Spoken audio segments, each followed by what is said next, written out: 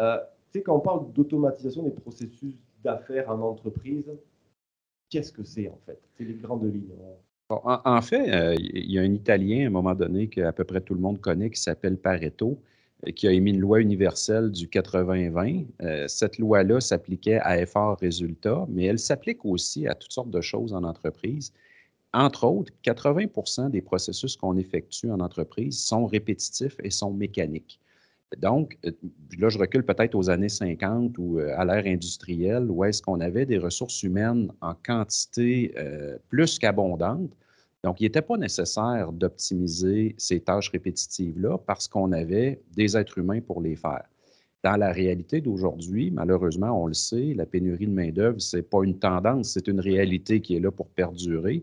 Donc, on se doit de cibler ces éléments-là qui sont mécaniques, qui sont répétitifs, et de les automatiser au moyen de la technologie pour libérer nos ressources humaines à faire des tâches qui nécessitent la connaissance humaine et l'intelligence humaine. Donc, l'objectif derrière l'automatisation des tâches en entreprise, ce n'est pas d'automatiser 100 des tâches, mais c'est de cibler le 20 de tâches qui génèrent le 80 de fardeau, je dirais, répétitif ou de tâches qui peuvent être remplacées pour supporter une croissance et supporter aussi une pénurie de main-d'œuvre Oui. qui est de plus en plus présente. Donc, quand on dit automatiser des processus, en fait, on se doit de décortiquer tout ce qu'on fait en actions simples et faire de l'automatisation à la pièce là où ça fait mal. Donc, il ne faut pas le voir comme un projet éléphant, il faut le voir vraiment comme des actions successives d'automatisation pour atteindre un grand objectif.